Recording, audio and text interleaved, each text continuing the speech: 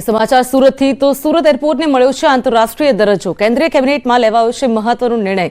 सूरत एरपोर्टने international airport तरीके मंजूरी आपी देवाई छे। तो पीएम मोदीनी अध्यक्षतामां बैठक केबिनेटनी मळी हती के जेमां महत्वनो निर्णय लेवायो छे। केंद्रीय केबिनेटमां महत्वनो निर्णय लेवामां આવ્યો છે। तो एरपोर्टने इंटरनेशनल एरपोर्ट तरीके मंजूरी मळी गई छे। सूरत एरपोर्टने मळ्यो छे आंतरराष्ट्रीय दरज्जो। तो केंद्रीय केबिनेटनी बैठक मळी हती के जेनी अंदर आ महत्वपूर्ण निर्णय लेवामां આવ્યો હતો। बैठकनी अंदर पीएम मोदी सहित अमित शाह અને अनेक दिग्गजों पण उपस्थित રહ્યા હતા। तो पीएम मोदीनी अध्यक्षतामां जे बैठक मळी हती तेमां आ निर्णय लेवायो छे के ज्यां सूरत एरपोर्टने मळ्यो छे आंतरराष्ट्रीय दरज्जो।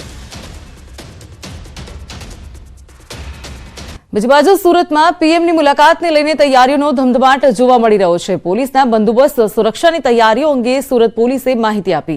17 ડિસેમ્બરે સુરત ડાયમંડ બુર્સનું પીએમ મોદી ઉદ્ઘાટન કરશે। તો પીએમના આગમનને લઈને 3000 પોલીસ જવાનોનો બંદોબસ્ત રહેશે, જેમાં 1800 હોમગાર્ડ, 500 ટીઆરબી જવાનો પણ બંદોબસ્તમાં ખડેપગે સામેલ રહેશે। તો પીએમના કાર્યક્રમને લઈને નો ડ્રોન ફ્લાય ઝોન પણ જાહેર કરાયો છે। તો શહેર પોલીસ દ્વારા 2 રૂટ ડાયવર્ઝન જાહેર કરાયા છે। સુરત ડાયમંડ બુર્સ થતા सूरत हवे डायमंड ट्रेडिंगનું हब बनी जशे। तो बुर्स बनावવાનો मुख्य आशय भारतमांथी हीरा, जेम्स અને જ્વેલરીની आयात तथा निकास અને व्यापारને प्रोत्साहन આપવાનો છે। સાથે જ આ ડાયમંડ પ્રોડક્શન અને બિઝનેસ સાથે સંકળાયેલી તમામ નાની મોટી કંપનીઓ MSME ને અત્યાધુનિક ઇન્ફ્રાસ્ટ્રક્ચર અને ડાયમંડ ટ્રેડિંગનું ગ્લોબલ પ્લેટફોર્મ પૂરું પાડવાનું પણ છે। 175 દેશોના વેપારીઓને સુરતમાં પોલિશ કરેલા ડાયમંડ જે છે તે ખરીદવાનું આગવું પ્લેટફોર્મ મળશે। સાથે જ 4200 વેપારીઓ મળીને ડાયમંડ બુર્સનું સપનું સાકાર કર્યું છે। આ ડાયમંડ બુર્સ વિશ્વની સૌથી મોટી ઇન્ટરકનેક્ટેડ બિલ્ડિંગ છે કે જેમાં 4500થી પણ વધુ ઓફિસો એકબીજા સાથે સંકળાયેલી છે।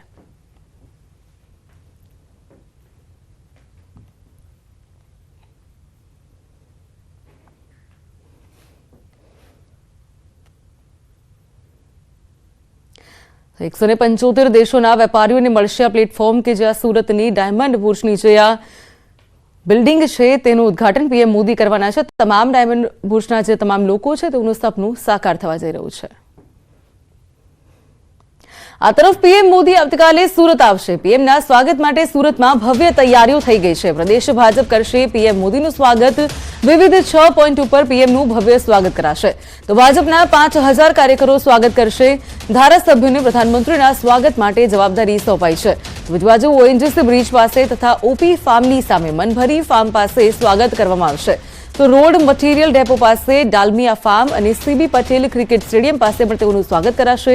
भाजपना कार्यकरो उपरांत मोटी संख्यामां रत्न कलाकारो पण प्रधानमंत्रीने आवकारशे। तो रत्न कलाकारो आवकार बाद कार्यक्रममां जोड़ाशे। आ अंगे वधु वात करवा माटे अमारी साथे फोन लाइन पर कीर्तेश जोड़ाई गया है। कीर्तेश, आवतीकाले पीएम मोदी सूरतनी मुलाकाते छे। 6 पॉइंट पर तेओनुं स्वागत करवानुं छे। तैयारीओ केवा प्रकारनी छे?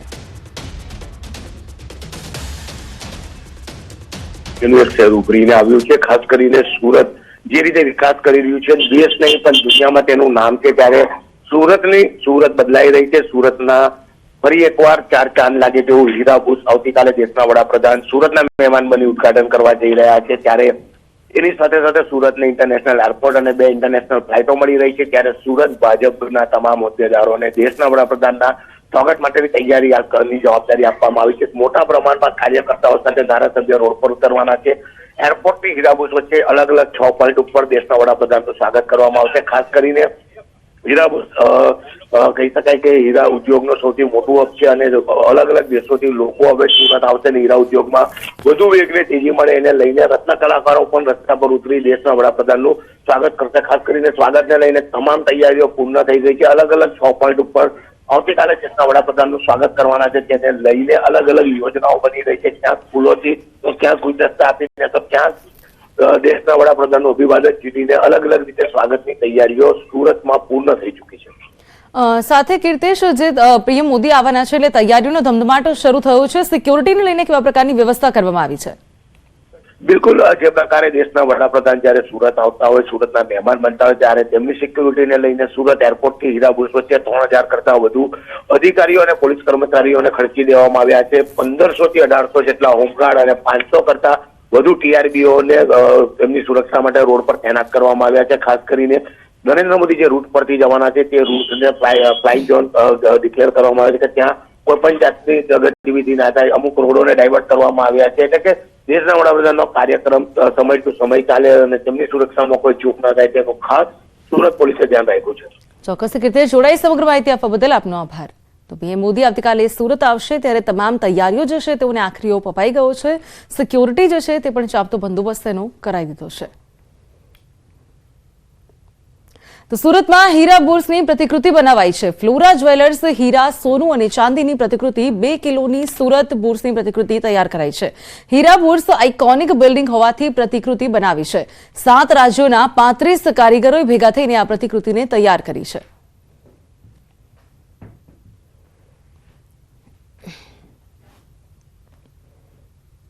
બીજી બાજુ કેન્દ્રીય ગૃહમંત્રી અમિત શાહ ગુજરાતના પ્રવાસે છે. સાણંદ, આણંદ અને અમદાવાદના કાર્યક્રમમાં તેઓ હાજરી આપશે. રાજ્યપાલ આચાર્ય દેવવ્રત પણ ઉપસ્થિત રહેશે. તો સાણંદમાં વિકસિત ભારત સંકલ્પ યાત્રાનું આયોજન કરાયું છે. તો સરદાર પટેલ યુનિવર્સિટીનો 66મો પદવીદાન સમારંભ યોજાશે જેમાં તેઓ હાજર રહેવાના છે. તો બીજી બાજુ ટાગોર હોલમાં મહારાષ્ટ્ર સમાજ અમદાવાદના શતાબ્દી મહોત્સવનું આયોજન કરશે. તો ફોરમ, કન્વેન્શન સેન્ટર તથા એડવાન્સમેન્ટ ઇન એન્ડક્યુલોજી સંમેલનમાં પણ તેઓ હાજરી આપી રહ્યા છે.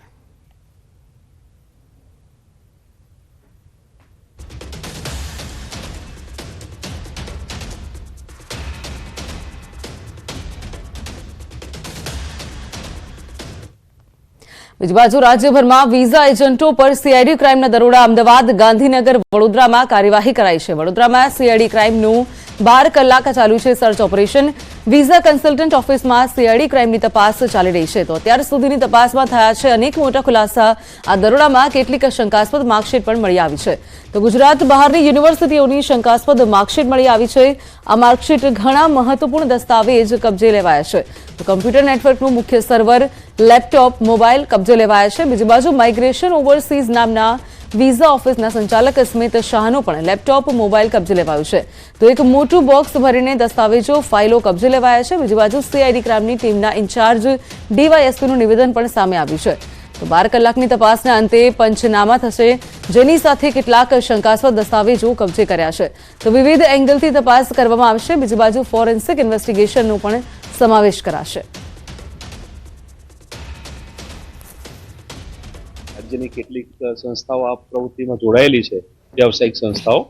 તો આજે એમાં રાજ્યવ્યાપી રેડો કરવામાં આવેલી છે અને વડોદરા ખાતે 3 પીઆઈની ટીમે રેડ કરેલી છે અને 12 અધિકારી કર્મચારીનો સ્ટાફ હતો અને શંકાસ્પદ જે દસ્તાવેજો અમને મળ્યા છે એ અમે કબજે લીધા છે 12 કલાકના પંચનામાના અંતે.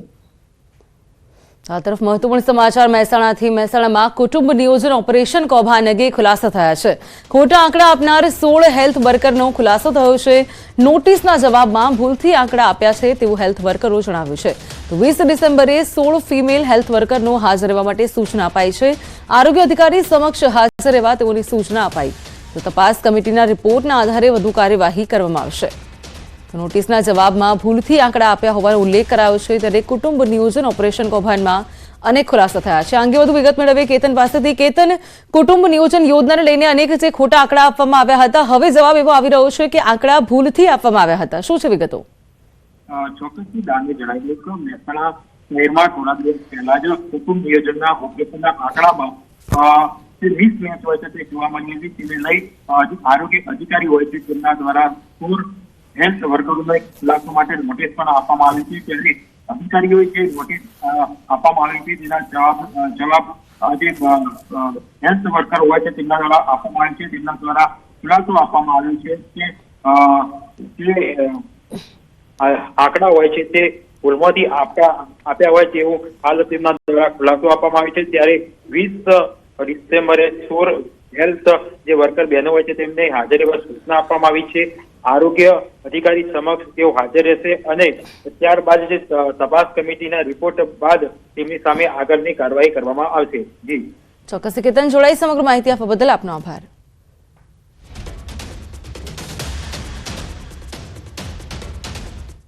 તો આ તરફ 2024 લોકસભાની ચૂંટણી માટે કોંગ્રેસની તૈયારી થઈ રહી છે. આજે દિલ્હીમાં ગુજરાત કોંગ્રેસની મેરેથોન બેઠક યોજાવા જઈ રહી છે.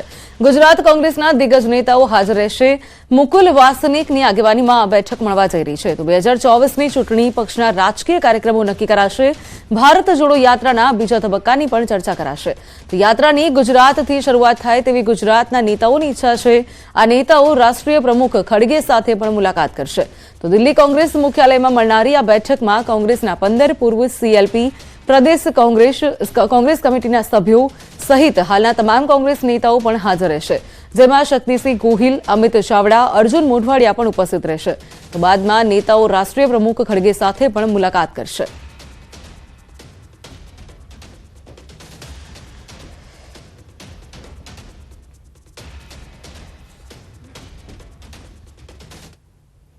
આ તરફ બનાસકાંઠામાંથી ગેરકાયદેસર ગેસ રિફિલિંગનું કૌભાંડ પકડાયું છે. 3 સ્થળોએ ગેરકાયદેસર ગેસ સિલિન્ડર રિફિલિંગ કૌભાંડ પકડાયા છે. 3 સ્થળોએ પુરવઠા વિભાગના દરોડાથી ખુલાસા થયા છે. પાલનપુરમાં એક છાપીમાં 2 સ્થળોએ દરોડા પાડવામાં આવ્યા હતા. તો 3 સ્થળોએ દરોડા પાડ્યા છે, જેમાં કુલ 292 ગેસ સિલિન્ડર જપ્ત કરાયા. તો 4 વાહનો, 3 દુકાનોના કાર્યવાહીમાં સીલ કરાયા છે. રહેણાંક વિસ્તારમાં કરાતા હતા ગેસ રિફિલિંગ. તો છાપીમાં 2 સ્થળોએ ગેરકાયદેસર વેપલો ચાલતો હતો, જેમાં છાપી ઓવરબ્રિજ નીચેથી ગેસ રિફિલિંગ કરતી 3 દુકાનો પણ સીલ કરાઈ. તો હાલમાં પુરવઠા વિભાગે દરોડા બાદ વધુ તપાસ શરૂ કરી છે.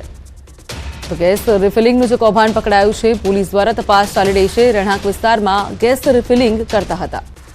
તો પાલનપુરમાં 1 અને છાપીમાં 2 સ્થળ પર દરોડા પાડવામાં આવ્યા છે. પુરવઠા વિભાગ દ્વારા ચેકિંગ હાથ ધરાયું છે. 4 વાહનો અને 3 દુકાનો પણ સીલ કરાયા છે. 3 સ્થળોએ દરોડા પાડ્યા છે, ત્યારે કુલ 292 ગેસ સિલિન્ડર જપ્ત કરાયા છે. 3 દુકાનોની કાર્યવાહી કરાઈ છે. 4 વાહનોની કાર્યવાહી કરાઈ છે. તમામને સીલ કરી દેવાયા છે.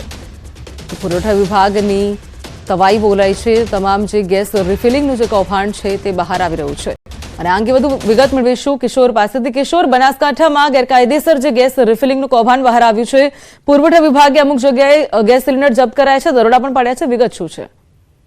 ચોક્કસથી જે ગેસ રિપેરિંગની બાતમી મળી હતી પુરવઠા વિભાગને, તેને લઈને પુરવઠા વિભાગે પ્રથમ તો પાલનપુર અમદાવાદ હાઈવે પરથી રેડ કરી હતી અને ત્યાં ગેરકાયદેસર ગેસ રિફિલિંગનું ગોડાઉન ઝડપાયું હતું, જેમાં જિલ્લા પુરવઠા વિભાગની ટીમે 74 જેટલી ગેસની બોટલો જપ્ત કરી હતી. અંદાજે 1.5 લાખનો આ મુદ્દામાલ જપ્ત કરાયો હતો. તે બાદ પુરવઠા વિભાગ દ્વારા વડગામ તાલુકાના છાપીમાં પણ રેડ કરવામાં આવી હતી. ત્યાંથી 42 બોટલ કબજે કરવામાં આવી હતી. અને જો કુલ વાત કરવામાં આવે આ રેડની, તો અલગ અલગ જગ્યા પર રેડ કરીને 292 બોટલ જપ્ત કરવામાં આવી છે. અને આ સમગ્ર મામલે વધુ તપાસ હાથ ધરવામાં આવી છે પુરવઠા વિભાગ દ્વારા. તાનવી, ચોક્કસથી કિશોર, આપ જોડાયેલા રહેજો અમારી સાથે. તો હાલ પુરવઠા વિભાગ દ્વારા તપાસ ચાલી રહી છે અને વધુ આગળ જે કાર્યવાહી છે તે પણ ચાલી રહી છે.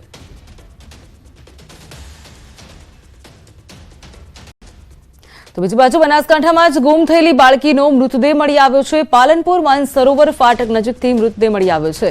2 વર્ષીય બાળકી કે જે સાંજે 6 વાગ્યાથી ગુમ થઈ હતી. પ્રકાશનગરમાં રહેતી આ બાળકી સાંજથી ગુમ હતી. તો ઘટનાની જાણ થતાં પાલનપુર પોલીસે કાર્યવાહી હાથ ધરી છે. તો પાલનપુર પશ્ચિમ પોલીસની ટીમ ઘટના સ્થળે પહોંચી આવી છે.